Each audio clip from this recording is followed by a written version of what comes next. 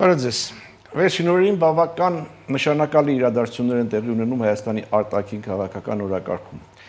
Հայաստանում էր Սլովակիայի վարչապետը, որը բավական անսպասելի առաջարկություն է արել Հայաստանի Հանրապետության կառավարությանը, Հայաստանում էր Ֆրանսիայի արտգործնախարարը, որը կարևոր հանդիպումներ է ունեցել Հայաստանի Հանրապետության վարչապետի եւ արտգործնախարարի հետ, իր գործընկերոջ հետ համատեղ մամուլի ասուլիսի ժամանակ վերահաստատել է Ֆրանսիայի շարունակական աջակցությունը Հայաստանին ամենատարբեր ոլորտներում, այդ թվում նաև պաշտպանական ոլորտում։ Հատկանշական է, որ նրա այցը ուղեկցվեց հանրային քաղաքական արձագանքով, տեղի ունեցան եւ երախտագիտության եւ դժգոհության ակցիաներ։ Նա այցելեց Ծիծեռնակաբերդ հարգանքի տուրք մատուցելու ցեղասպանության զոհերի հիշատակին։ Այս ամենը տեղի է ունենում կարծես թե հայ-ֆրանսիական հարաբերությունների խորացման եւ ամրապնդման համատեքստում։ Միևնույն ժամանակ տարածաշրջանային զարգացումները, այստեղ Թուրքիայի եւ Ռուսաստանի ակտիվներ գրավվածությունը մի կողմից, մյուս կողմից անորոշությունը ռուս-ուկրաինական ճակատում, կարծես թե Ռուսաստան-արևմուտք հարաբերությունների նոր լարումը ստեղծում են նոր անորոշություններ, նոր մարտահրավերներ եւ նոր հնարավորություններ։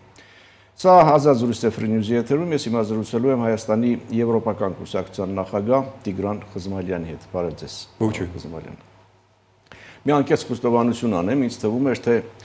Ֆրանսիայի արտգործնախարարի այցը համատեղ ասուլիսում ընչած հայտարարությունները պիտի ոգևորություն առաջացնեն Հայաստանի Եվրոպական կուսակցության նախագահի մոտ, բայց մինչև ցեզ հետ հանդիպել եք գրառումները աչքովս ընկան եւ տեսա, որ դուք առանձնապես ոգևորված չեք այս այցով։ Որովհետեւ ես էլ եմ փորձում անկեղծ լինել եւ ձեզ եւ հասարակության հետ։ Ես կարծում եմ, որ մենք ահավոր ուշանում ենք եւ այն ծիսակատարական այցերի ժամանակը Ծիծեռնակաբերդ հանդիպում հասարակության հետ այդ շրջանը վաղուց արդեն անցել է։ Մենք պետք է որոշումներ կայացնենք շատ վաղուց։ Այն ինչ կատարվեց անհրաժեշտ էր, բայց ոչ բավարար։ Մենք վաղուց արդեն պետք է ոչ թե հյուպատոսարան բացելու մասին խոսեինք, այլ Սյունիքում առնվազն ֆրանսիական ռազմաբազայի բացման մասին։ Մենք վաղուց արդեն պետք է ոչ թե պայմանավորվեինք մեր ապագա գործողությունների մասին եւ պայմանագիր կնքեինք ցանկությունների, մտադրությունների մասին, այդ մտադրությունների շրջանը վաղուց արդեն անցյալում պետք է լիներ։ Մենք արդեն պետք է վաղուց գործեինք եւ դրա համար պետք չեն մեծ խել կամ ապացույցներ։ Հիշենք ընդհանրապես մեկ փաստ։ Նույն օրը ինչ Եվրոպայի եւ արտաքին գործերի Ֆրանսիայում այդպես է կոչվում այդ պաշտոնը նախարար Բաղոն այցելեց Երևան, Մոսկվա այցելեց Թուրքիայի արտգործնախարար Ֆիդանը։ Եվ դա միանգամայն շահկապված փաստեր են։ Աշխարհում տեղի են ունենում սահմանների փոփոխություններ եւ ոչ թե երկրների սահմանների, շատ ավելի լուրջ քաղաքակրթությունների սահման փոփոխությունը։ Հենց այս օրերին, այս ժամերին նման փոփոխություն է տեղի ունենում մեր հարևան Վրաստանի հանդեպ։ Վրաստանի կառավարությունը հիստերիկ վայնասուն է բարձրացրել, մեղադրելով Մակրոնին, Ֆրանսիայի նախագահին, դավադրապաշտության մեջ, deep state-ի եւ պատերազմի կուսակցության, ինչ-որ անհայտ կոնսպիրոլոգիայի ժանրից այդ շրջանակների ազդեցության տակ ընկնելու մասին։ Պարոն Կոբախիձեն երևի գիշերը լավ չի քնել, բայց եթե դա լիներ միայն նրա ֆանտազիաները, մի բան, մի քանի ժամից մենք կլսենք Միացյալ Նահանգների կոնգրեսի Մեգոբարը օրենքի մասին, ինչը վրացերը նշանակում է հակավրացական, հա։ Այո, դա չի ասի հակավրացական, բայց դա շատ կոշտ օրենք է, որը պատրաստում է ոչ անհայտ կոնգրեսական Ջո Ուիլսոնը, որը արդեն վաղուց ամիսներ շարունակ փաստորեն թիրախավորել է Իվանիշվիլի Կոբախիձե զույգը եւ ամբողջ այդ վրացական երազանքը, այսինքն արևմուտքում Վրաստանի վերաբերյալ, իսկ հիշենք, որ Վրաստանը արևմուտքի սիրելին էր Եվրամիության անդամության տեխնացու երկիր եւ աչքի լույսն էր, Սաակաշվիլի ռեֆորմները դասագրքերում էին ուսումնասիրում։ Այդ ամենը հիմա վերածվեց թշնամական հարաբերությունների եւ հիմա Հայաստանը զարմանալիորեն գնում է ոչ թե Սաակաշվիլի Վրաստանի, այլ Իվանիշվիլի Հայաստանի Վրաստանի ճանապարհով։ Մտածում, ինչու եք այդպես կարծում, երբ որ ձեր թվարկածի համատեքստում Հայաստանի վիճակը եւ Հայաստանի հարաբերությունները Արևմուտքի հետ, կոնկրետ Ֆրանսիայի հետ շատ ավելի բարվոք են, ասենք նկարագրեցիք թե Վրաստանում եւ Վրաստանի շուրջ ինչ է կատարվում, Հայաստանը ընդունում է Ֆրանսիայի արտգործնախարարին, որոշում է կայացվել Սյունիքում հիպատոսարան բացելու, որոշում է կայացվել կենսաչափական անձնագրերի հարցը Ֆրանսիային վստահելու, Ֆրանսիան հայտարարում է Հայաստանի Եվրոինտեգրման հարցում իր աջակցությունը շարունակել, Ֆրանսիան հայտարարում է Հայաստանին շարունակական աջակցություն ցուցաբերել, այդ թվում պաշտպանական, տեսարատակ ինչ կա բնականաբար չեն մանրամասնում եւ պետք է չի որ մանրամասնեն, այսինքն ամեն ինչ այնքան վատ չէ, ինչքան դուք եք ասում, որ մենք հետ ենք մնացել, ժամանակը անցել է եւ այլն։ Պարոն Կիրոկսյան, այդ ամենը հրաշալի կլիներ, եթե դա 2014 թվականին լիներ, 2019 թվականին, բայց 2025 թվականին ձեր վերած օրինակներից ամեն մեկը ցավ է պատճառում, որովհետև անձնագրերը կենսաչափական անձնագրերը 3-4 տարի առաջ պետք է տպագրված լինեին, վերջացած լինեին, իրենք նոր դեռ որոշում են, թե որ երկիրը դա պետք է, դա ծիծաղելի է մեր ասած, ռազմական պատրաստությունների մասն, ուրեմն ոչ մի ռազմական լուրջ օգնություն, ոչ Ֆրանսիան, ոչ ոք Հայաստանին արևմուտքից չի ցուցաբերի, քանի դեռ Հայաստանը հապկի թեև սառեցված անդամ է, քանի ռուսական ոսկի է վաճառում, քանի ԵԱՏՄ-ի եւ ԱՊՀ-ի անդամ է, դա բացառվում է։ Պարոն Խզբյան, չեք կարծում, որ իշխանություն չունեցող քաղաքական ուժի ղեկավարի համար շատ ավելի հեշտ է շտապեցնել, դժգոհել, բողոքել, որ մենք այս ամենը ինչ որ հիմա անում ենք, պետք է անեինք 2014 թվականին։ Քանի որ իշխանություն չունեցող քաղաքական ուժը չի տերապետում ինֆորմացիայի այն բազային, որ ունի իշխանությունը։ Եվ մյուսը, ասենք, տեսեք, ես զրուցում եմ Եվրոպամետ քաղաքական գործի հետ, մեկ այլ Եվրոպամետ քաղաքական գործի կարդացի, որ իր գնահատականով Ֆրանսիան պատրաստվում է կամ արդեն մատակարարում է կամ այդ մասին ակտիվ քննարկվում են շատ դուրս սպառազինության, ինչը դուք երգում եք։ Այսինքն, այստեղ տեղեկության պակասը տարբեր մեկնաբանությունների առիթ է տալիս։ Այստեղ պակասի խնդիր չի։ Նախ եւ առաջ ես ձեզ հետ խոսում եմ որպես հայ քաղաքացի։ 2008 թվականին, ենթադրենք, երբ ես դեռ կինոռեժիսոր այլ ոչ թե քաղաքական կուսակցության ղեկավար, ես Սարդարապատ դեժավյու ֆիլմն եմ նկարել անել, իսկ վաղը Սարդարապատի ճակատամարտի հերթական տարեդարձն է, կամ տարելիցը պետք է ասել, եւ ես տարեդարձը, ես տարելիցը այստեղ ճակերտներում եմ ասում, որովհետեւ դեժավյու նշանակում է մղձավանջային կրկնատեսիլ, եւ ես այդ ժամանակ որպես քաղաքացի, որպես հայ մարդ էի գնահատում իրավիճակը, որպես պատուհաս ողբերգական, եւ ես քաղաքական գործիչ, քաղաքական կուսակցության ղեկավար դարձա հենց այն պատճառով, որ ես այլևս չէի կարողանում իմ նախորդ միջոցներով արվեստի, մշակույթի, դասախոսից հնարավորություններով որևէ բան փոխել։ Եվ ահա երբ որ մեզ արդեն հաջողվել է օրենք դարձնել մեր պատրաստած Եվրամիության անդամակցության օրենքը, այդ նախագիծը, ծրագիրը գործընթացի մեկնարկի մասին այո, եւ երբ դրանից անցել է արդեն 2 ամիս, գրեթե, հա, 26-ին մարտի,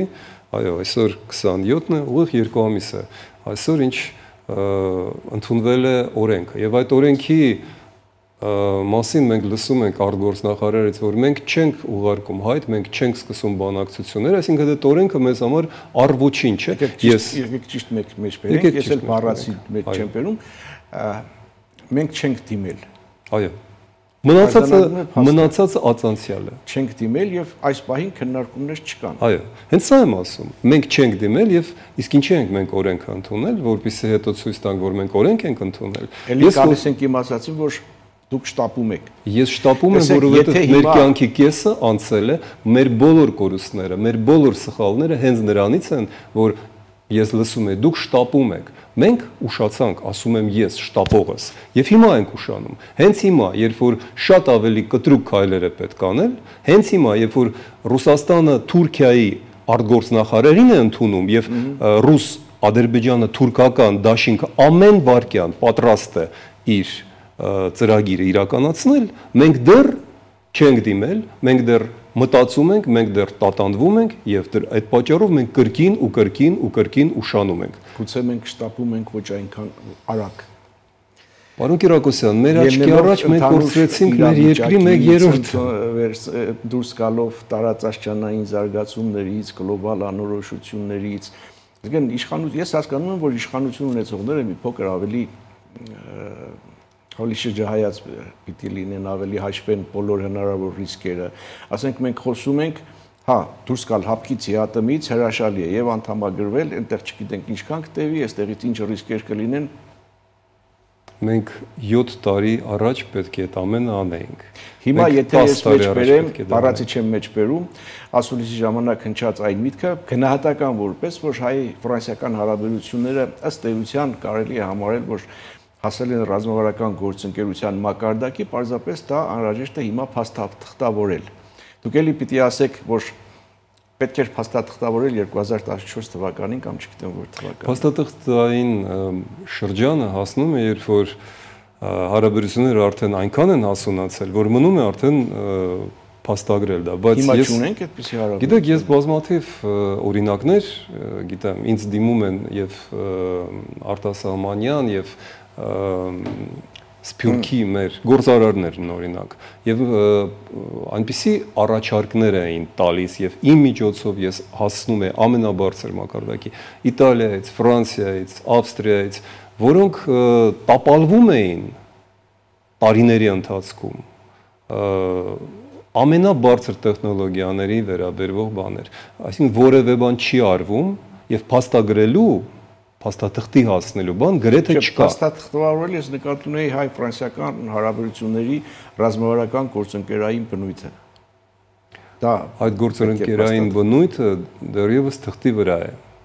Գործնականում այստեղ արդեն վաղուց պետք է լինեին ֆրանսիական գործնականում արդեն այնքան է հասունացել, որ պետք է դա ընդհանրապես փաստաթղթավորել։ Չի հասունացել ոչ մի բան։ Մենք դեռևս չենք որոշել որպես պետություն, թե Ռուսաստանից ենք արդյոք, թե Արևմուտքից ենք գնելու մեր ապագա ատոմակայանը։ Այսինքն դուք պատկերացնում եք, մենք դեռ դա չենք որոշել։ Եվ ես եթե առիթ լինի, եթե թույլ տաք, ես ուղղակի չեմ ուզում մարդկանց տրամադրությունը փչացնել, թվարկելով թե որքան շատ պայմանագրեր մենք կարող ենք կնքել, որքան շատ տնտեսական փայլուն նախագծեր մեզ առաջարկել են տարբեր ոլորտներում եւ հենց նույն Ֆրանսիայից։ Մենք արդեն ունենք մտադրությունների հուշագիր։ Այդ մտադրությունները ես այդ եմ ասում, մենք ուշանում ենք տարիներով։ 3 տարի այստեղ սպասում էր իր հերթին Ֆրանսիայի խոշորագույն մի առաջարկը Կուրշավել, գիտեք, տենց շքեղ մի դաուկային սպորտի բանկա հանգստավայր Ֆրանսիայում։ Նրանք արագացի փեշերին պատրաստ էին ֆրանսիական Կուրշավելի մոտավորապես 3 անգամ ավելի մեծ մի համալիր կառուցել այստեղ։ 2-3 տարի աշխատելուց հետո հսկայական ներդրումների այդ ամեն ինչի դահուկավազքի ժամանակն էլ իհարկե կգա, բայց հիմա դա զբոսաշրջության հսկայական ներդրում էր, որը մերոնք մերժեցին եւ գիտեք որտեղ է հիմա այդ նախագիծը գտնվում, ասեմ, Ադրբեջանում։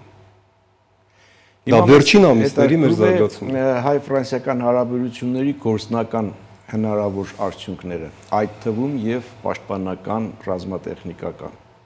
Ոչ մի լուրջ պաշտպանական գործընթաց չի սկսվի, մինչև Հայաստանը դա ուղղակի թույլ չեն տա, ոչ Ֆրանսիան ՆԱՏՕ-ի հիմնադիր անդամ է։ Ֆրանսիան ՆԱՏՕ-ի հիմնադիր անդամ է եւ Ֆրանսիան հաշվի չառնելով, որ Հայաստանը դե ֆակտո յուր է ավելի ճիշտ հապկանդամ է, որոշակի սպառազինություն մեծ մատակարարել է ամենաառաջին երկրներից մեկն է։ Զրա մեքենաներ, որոնք 25 տարվա երկրներից մեկն է եղել եւ հիմա եթե հարաբերությունները բարձրանում են ռազմավարական գործընկերության մակարդակի։ Դա քիչ է։ Համեմատեք ինչ է մատակարարվում օրական Ուկրաինային եւ ինչ ենք մենք տարիներով քննարկում։ Ուկրաինայի հետ համեմատությունը արդյոք։ Բայց ինչու՞ չէ։ Ինչու Ֆրանսիայից, Գերմանիայից, Միացյալ Նահանգներից Ուկրաինան պահանջում է եւ ստանում է։ Մենք ոչինչ չենք պահանջում։ Քանի որ խոսեցինք սպառազինության մասին, ինչ կասեք Սլովակիայի վարչապետի ըստ տարբեր գնահատականների բավական անսպասելի առաջարկի մասին։ Եթե ձևակերպումները բերենք հանրամատչելի լեզվի դաշտ, կարծես թե առաջարկում է համատեղ ռազմարդյունաբերական նախագիծ կամ համատեղ զենքի արտադրություն։ Սա ինչով է պայմանավորված, զարմանալի չէ, եթե հաշվի առնենք, թե ով է առաջարկողը, ինչպիսի հարաբերություններ ունի ԵՄ-ՆԱՏՕ-ի հետ, ինչպիսի հարաբերություններ ունի Ադրբեջանի հետ։ Փոքր դադարից հետո շարունակենք, կվերադառնանք վայրկյաններ անց։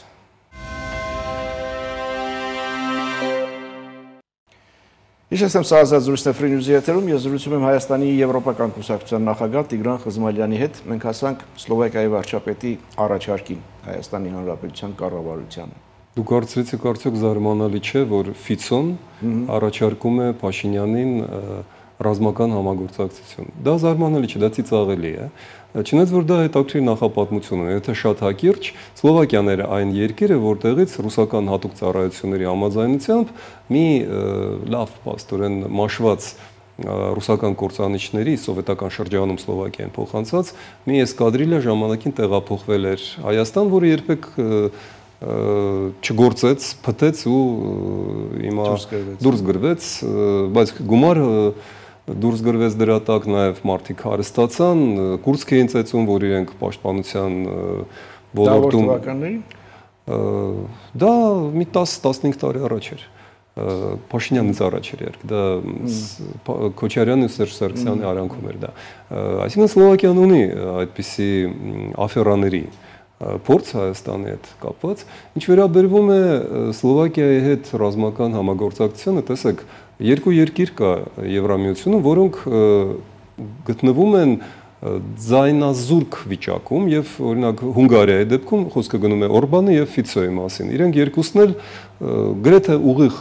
հայտարարված են Պուտինի գործակալներ եւ մոտորերս Հունգարիային զրկելու են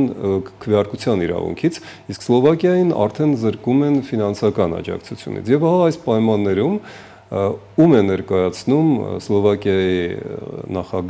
ղեկավարը Հայաստանում։ Եվրամիությանը ոչ։ Եվրամիությանը այստեղ ներկայացնում է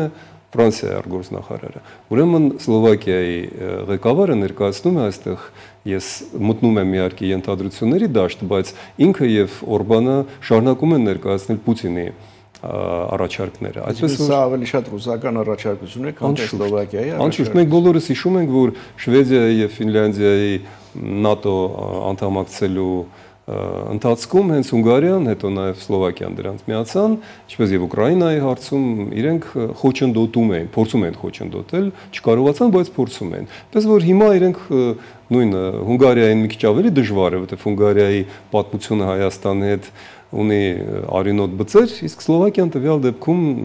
անմեղ տեսք ունի, պես որ Պուտինը այստեղ գործում է նաև Սլովակիայի միջոցով, ես ավելի քան համոզված եմ։ Պարոն Խզմալյան, հիմա ես ինչքան հասկացա եւ ճիշտ հասկացա, դուք առանձնապես գոչ եք, ավելին դժգոհ եք հայ-ֆրանսիական հարաբերությունների զարգացման տեմպերից, խորությունից, գտնում եք, որ ամեն ինչ ավելի արագ պետք է անել, ավելի լուրջ փաստաթղթեր ռազմատեխնիկական համագործակցության եւ այլ պետք է արդեն կնքված լինել եւ այլն եւ այլն։ Սա հասկանալի է, բայց եկեք այս ամեն ինչին փորձենք նայել հյուսիսից, հյուսիսային աչքերով, համարում եք, որ հարաբերությունների այն մակարդակային խորացումը, որ այսօր կա Ֆրանսիայի հետ, դա ինչ կառաջացնի Ռուսաստանի մոտ եւ այս պարագայում ինչպիսի ազդեցություն կունենա հայ-ռուսական հարաբերությունների վրա եւ ինչ սպասել Ռուսաստանից այս համատեքստը։ Մենք իրավունք չունենք նայել մեր երկրին, մեր ապագային եւ անցյալին հյուսիսային հարավային կամ մեկ այլ աչքերով։ Եթե սպառնալիքներ կան, ստիպված ենք եւ դատապարտված ենք նաեւ նայել, գնահատել ռիսկերը եւ բայց այն ամենայնիվ մենք պետք է մեր աչքերով ամեն ինչին նայել, պարզապես մենք պետք է հավկուրությամբ հիվանդ չմնանք։ Իսկ սա դասական հավկուրություն է, որովհետեւ Ռուսաստանը որ եթե գիտենք, որ այս կամ այն կողմից հնարավոր են սպառնալիքներ այս կողմի հետ հարաբերությունները խորացնելու պարագայում, ուրեմն պետք է դատապարտված լինենք, մեզ պարտավորված գանք նայել նաև այդ կողմից, գնահատել այդ ռիսկերը եւ ըստ այդմ դիրքավորվել եւ արձագանքել։ մեր աշխարհաքաղաքական եւ աշխարհագրական իրավիճակը հուշում է, որ մենք շրջապատված ենք վերին աստիճանի թշնամական հարևաններով։ Այդ պարագայում կա երկու տարբերակ։ Մեկը այն է, ինչ հիմա կիրառում են եւ տարիներ շարունակ տասնամյակներ կիրառում են հետ խորհրդային տարիների գործիչները, Հայաստանի ղեկավարները, փորձել լեզու գտնել զիջումների միջոցով կամ վերջնագրերի միջոցով կամ արհամարանքի միջոցով, բայց բոլոր դեպքերում մենք մնում ենք տարածաշրջանային երկիր, որովհետև մենք զիջում ենք որոշման իրավունքը մեր հյուսիսային աչքերին, մեզ դիտող հյուսիսային աչքերին։ Հիմա մենք ստացանք դրա արդյունքը, դա 2020 թվականի պատերազմը, 2023 թվականի հայաթափումն է Արցախում։ Միակ բանը, որը դեռ պահպանում է Հայաստանը հայաթափումից վերջնական, այդ վերջին 2.9 միլիոնը, համարյա 3 միլիոնը չեն հայաթափված միմիայն այն պատճառով, որ այստեղ կանգնած են եվրոդիտորդները։ Ես միգուցե կոշտ բան եմ ասում, գուցե շատերը ասեն, որ ես չափազանցնում եմ, բայց ես երկու պատերազմների մասնակից եմ եւ ես պատասխանում եմ իմ խոսքերի համար։ Եթե չլիներ այդ եվրոդիտորդնական առաքելությունը, եթե չլիներ Ֆրանսիա եւ Միացյալ Նահանգների քաղաքական կամքը, մենք այստեղ այսօր չենք խոսի։ Ձեր ասածը իսկ չի վկայում այն մասին, որ մենք չենք շարունակում մնալ նույն տարածաշրջանային երկիրը, ինչպես եղել ենք նախկինում։ Իմ ասածը եւ վկայում է։ այստեղ մենք քաղաքական առումով, գոնե ոչ աշխարհագրական եւ քաղաքական առումով ավելի ընդարձակվել ենք տարածաշրջանից։ Ձեր բերած եւ Միացյալ Նահանգների այդ հարաբերություններով, ռազմավարական գործընկերության փաստաթղթով եւ այլն, եւ Ֆրանսիայի հետ այս վերջին այցով եւ փաստաթղթերով եւ ծրագրերով։ Մենք չենք ընդլայնվել, մենք կրճատել ենք մեր եւ քաղաքական եւ տարածքային Եվրամիության դիտորդները այդ դեպքում ինչ գործ ունեն մեր սահմանում։ Հենց այդ է, ու ինձ ապշեցնում է, որ իշխող կուսակցության ուժի կարկառու ներկայացուցիչները բարձրաձայն քննարկում են հանրային եթերում այստեղից դիտորդներին հեռացնելու, Մինսկի խմբից հեռանալու կամ այն պարագայում, երբ կոնֆլիկտ չկա։ Կոնֆլիկտը դա, գիտեք ինչ, դա կյանք կամ մահ չէ, որը կամ կա կամ չկա։ Կոնֆլիկտը ցանկացած բանին վերադառնում է։ Հենց դրա հնարավորությունը ունենում է կոնֆլիկտներից կողմերի մեկը։ Մեր միակ ելքը դա ուժեղ դաշնակից ունենալն է։ Ուժեղ դաշնակիցը մեզ համար դա միայն Եվրամիությունն է, հանձինս Ֆրանսիայի եւ ողջ Եվրամիության համակարգի եւ պետք է հիշեցնեմ, որ Ֆրանսիայի նախագահ Մակրոնը իր վերջին քաղաքական տարիներն է ավարտում եւ մենք վստահ չենք կարող լինել, որ նրա ժամկետը սպառվելուց հետո մենք ունենանք հույս ունենանք, բայց մենք չենք կարող երաշխիք ունենալ, որ Ֆրանսիան կմնա նույնքան հետևողական եւ այամետ։ Դուք ասում եք, որ Հայաստանին պետք է ուժեղ դաշնակից եւ այդ ուժեղ դաշնակիցը Եվրամիությունն է եւ դուք գտնում եք, որ որպեսզի Եվրամիություն լինի մեր ուժեղ դաշնակիցը, մենք պետք է անդամակցենք Եվրամիությանը։ Այո, որովհետեւ մենք արդեն կորցրել ենք Միացյալ Նահանգների աջակցությունը 100%։ Հնարավոր չէ, որ այս գլոբալ անորոշությունների պայմաններում ոչ թե յուրե Հայաստանը անդամակցի Եվրամիությանը, այլ Եվրամիության անդամ երկրների հետ ունենա նույնքան երկկողմ խորը հարաբերություններ, ինչպես ասենք, ՀԱՊԿ-ի անդամ երկրները ավելի լավ հարաբերություններ ունեն Ադրբեջանի հետ, որ ՀԱՊԿ անդամ չկան Հայաստանի հետ։ Նույն օրինակով մենք չենք կարող այդ կարգի լավ հարաբերություններ ունենալ Եվրամիության անդամ երկրների հետ, Ֆրանսիայի հետ, Գերմանիայի հետ, չգիտեմ, մյուս երկրների հետ։ Պարոն Կիրակոսյան, դուք եւ ես եւ բոլորս գիտենք առնվազն մեկ երկիր, որը հենց դա էր հայտարարում իր արտաքին քաղաքականության ռազմավարություն, դա Վրաստանն էր։ Վրաստանը, որը եւ իմիջիալից իշխող կուսակցությունը, որի դրոշը գրեթե կրկնում է Եվրամիության դրոշի գույները, խորհրդանիշները, նույն ոսկե աստղերը կապույտ ֆոնի վրա երազանք ինչի մասին, ազատ անկախ եվրոպական Վրաստանի մասին։ Այնուամենայնիվ այդ ամենը բերեց Վրաստանին այնտեղ, որտեղ որ բերեց։ եւ ես կրկնում եմ, Հայաստանը հենց հիմա գնում է այդ ճանապարհով։ Ավելին, ես վստահեցնում եմ ձեզ, որ Ֆրանսիայի արտգործնախարարի այցը դա վերջին զգուշացումներից մեկն է։ Մենք ունեցել ենք մի շարք զգուշացումներ։ Մենք ունենք շատ հստակ զգուշացում Կայա Կալասից, որը հորդորում էր չգնալ Մոսկվա, եւ դա վերաբերվում էր մեզ։ Կոնկրետ Փաշինյանին նայել։ Ես ճիշտ ասած լավ չեմ հասկանում, զգուշացնելու համար պետք է այցելել, ջերմ հանդիպումներ ունենալ, ծիծեռնակաբերդ գնալ, մտադրությունների ուշագիր ստորագրել, ծրագրերից խոսել, վերահաստատել աջակցության մասին եւ դա մենք գնահատենք որպես զգուշացում, թե մենք դա գնահատենք որպես հարաբերությունների խորացում եւ հարաբերությունների բարձրացման նախադրյալ մինչեւ ռազմավարական գործընկերության մակարդակ։ Դա պետք է գնահատել որպես եւս մի հրավեր։